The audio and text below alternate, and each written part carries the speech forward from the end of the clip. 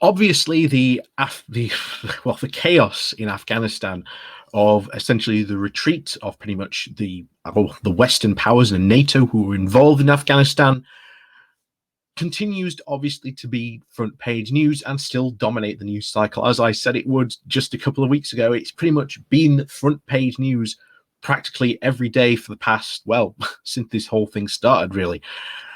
So the big thing, and of course the big thing still is who is really to blame for all this?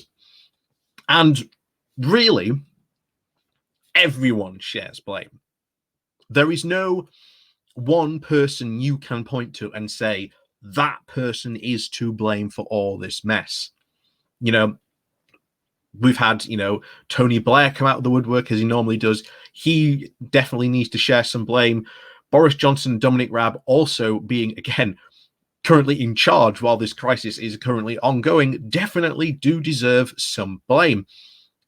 But there is a section of people who we completely forget about during all this, because just like we have with Brexit, where, of course, you've had people like Nigel Farage, Daniel Hannan, Boris Johnson, who are, again, the big figures of Brexit, the giants of Brexit, Daniel Hannan, classed as the intellectual artillery of the Eurosceptic movement at the time. And of course, he couldn't have got it more wrong, as we discussed just yesterday about his, 4 principles. But just as in the case with Brexit, and is in the case of this entire Afghanistan mess, there is one section of people who are not being blamed and not really even acknowledging that they are in some way to blame for this mess themselves. And that is, of course, the media, because the media do share a lot of this blame. They were primarily the cheerleaders for a lot of this. So they do and should share some of this blame that is ongoing, not just here in the UK, but also in the US as well. And so before we jump into this today, please do remember to hit that like, share, and subscribe button. And of course, down below, there are links to my Patreon page, as well as one off donation link called Buy Me Coffee, where you can, buy me coffee. And as always, thank you very much to all those people who do support the channel that way. So this comes from The Guardian, and the title is, "Who's to blame for the Afghan chaos? Remember the war's cheerleaders." Everyone is to blame for the catastrophe in Afghanistan, except the people who started it. Yes, Joe Biden screwed up rushing out so chaotically. Yes, Boris Johnson and Dominic Raab have failed to make adequate and timely provisions for the evacuation of vulnerable people. But there is a frantic determination in the media to ensure that none of the blame is attracted to those who began this open-ended war without the realistic aims or even an exit plan, then waged it with very little concern for the lives and the rights of the Afghan people. The then US President George W. Bush and the British Prime Minister Tony Blair and their entourages. Indeed, Blair's self-exoneration and the transfer of blame to Biden last weekend was indeed front-page news, while those who opposed his disastrous war 20 years ago remained cancelled across most of the media. Why? Because to acknowledge the mistakes of the men who prosecuted this war would be to expose the role of the media in facilitating it. Any fair reckoning of what went wrong in Afghanistan and Iraq and other nations swept up in the war on terror should include the disastrous performance of the media. Cheerleading for the war in Afghanistan was almost universal, and dissent was treated as completely intolerable. After the Northern Alliance stormed into Kabul, torturing and castrating its prisoners, raping women and children, the Telegraph urged us to, quote, just rejoice, while the Sun ran a 2-page editorial titled Shame of the Traitors. Wrong. The fools who said allies face disaster. In The Guardian, Christopher Hitchens, a convert to the US homogeny and war, marked the solemn occasion with the words, well, ha, ha, ha, yeah, boo, and yay, and boo. It was obvious that the defeat was impossible. The Taliban will soon be history. And remember, there's still a lot of very positive thinking about Christopher Hitchens to this day. And yet, even now, as you can see here, he got it so wrong. And as I said right at the beginning, a lot of people are not going to, take the blame for some of this disaster, because those in the media do share responsibility, but they will not take it. The few journalists and public figures who dissented were added to the Telegraph's daily list of Osama bin Laden's useful idiots, and accused of being anti-American, pro-terrorism, mocked, vilified, and deplatformed almost everywhere. In The Independent, David Aronovich claimed that if you oppose the ongoing war, you were indulging yourself in a cosmic whinge. Everyone I know in the US and the UK who was attacked in the media for opposing the war received death threats. Barbara Lee, the only member of Congress who voted against granting Bush permission and open license to use military force, needed round-the-clock bodyguards. Aimed in a McCarthyite fever, the peace campaigns such as Women in Black were listed as potential terrorists by the FBI. Then the US Secretary of State Colin Powell sought to persuade the Emirate of Qatar to censor Al Jazeera, one of the very few outlets constantly challenging the rush to war. After he failed, the US bombed an Al Jazeera office in Kabul. The broadcast media were almost exclusively reserved for those who supported this adventure. The same thing happened before and during the invasion of Iraq.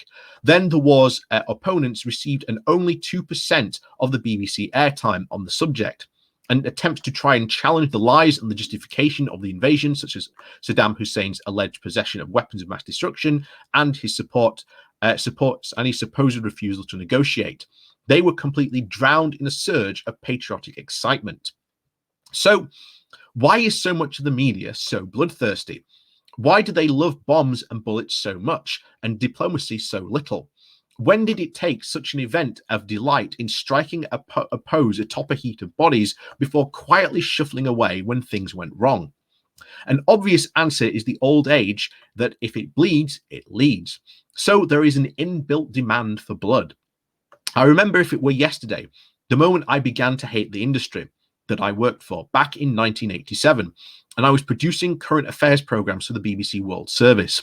It was a very slow news day, and none of the stories had given us any strong leads for the program. 10 minutes before transmission, the studio door flew open and the editor strode in. He clapped his hands and shouted, "Great, 110 dead in Sri Lanka. News is spectacle. Nothing delivers spectacle like war." Another factor in the UK is its continued failure to even come to terms with our own colonial history. For centuries, the interest of the nation have been conflated with interest of the rich, while the interest of the rich depended on, to a remarkable degree, on colonial loot and the military adventures that supplied it. Supporting overseas wars, however disastrous, has become a patriotic duty. And for the current breastbeating about the catastrophic defeat in Afghanistan, nothing will or has been learned. The media will still renege with us for confronting the lies about the war and occupation, then airbrush the drone strikes into which civilians were even massacred, and the corruption permitted and encouraged by the occupying forces. They then seek to try and retrofit justification to decisions to go to war, chief among them being the securing rights of women. But this issue, critical as it was and remains, did not even feature among the original war aims, nor for that matter did overthrowing the Taliban. Bush's presidency was secure, his wars promoted by the American ultra-conservative religious fundamentalists who had more in common with the Taliban than they were of the brave women trying to seek liberation. In 2001, the newspaper, now blacklisting themselves as a champion of human rights, mocked and impeded women at every opportunity. The Sun was running photos of topless teenagers on page 3. The Daily Mail ruined women's lives with its sidebar of shame. Extremist sexism and body shaming and attacks on feminism were epidemic. Those who argued against the war posed no prophetic powers. I asked the following questions in a Guardian article, not because I was skeptical of the information on site, but because it was the bleeding obvious. At what point do we stop fighting? At what point does withdrawal become either honorable or responsible? Having once engaged in its forces, we are then obliged to reduce Afghanistan to a permanent protectorate, or will we jettison responsibility as soon as the military power becomes impossible to sustain? But even asking such a thing puts you beyond the pale of acceptable opinion. You can get away with a lot in media, but not in most outlets, with opposing a war waged by your own nation, unless your reasons are solely practical. If your motives are humanitarian, you are marked from that point on as being a fanatic. Those who make their arguments with bombs and missiles are the moderates and centrists. Those who oppose them with words are extremists, and the inconvenient fact that the extremists were right and that the centrists were wrong is going to be as strenuously forgotten. And yeah, George Minbot here has a fantastic point about that.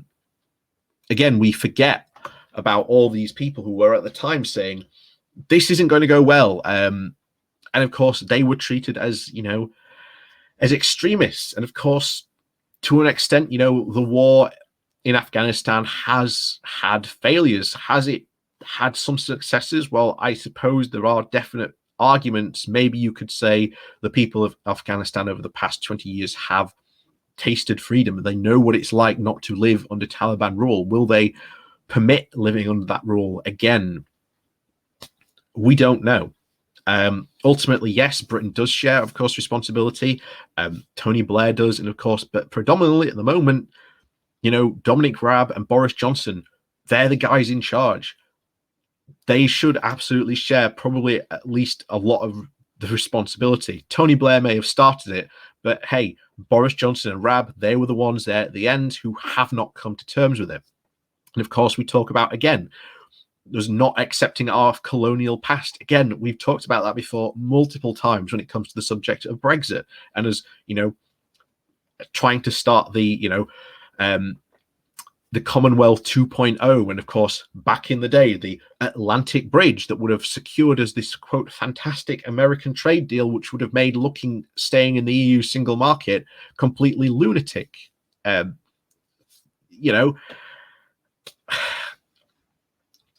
it just goes to show you that sometimes the people who are right get vilified more often than not. And, you know, I think it was the former leader of the Liberal Democrats, of the Liberal Democrats, the Scottish guy, I can't remember his name. Oh, I can see his face, ginger hair. He was, at the time, he voted obviously against the war. And of course, you remember that infamous bit of Have I Got News for You, where Ian Hislop basically goaded him and, you know, encouraged him to say, you know, I told you so, I was right. And of course, you know, he was right. So there you go. But as always, thank you very much for watching. Please do remember to hit that like, share, and subscribe button on your way out. And of course, down below, there are links to my Patreon page, and of course, a wonderful donation link called Buy Me Coffee, where you can, well, buy me coffee. And as always, thank you very much for watching, and we'll see you all next.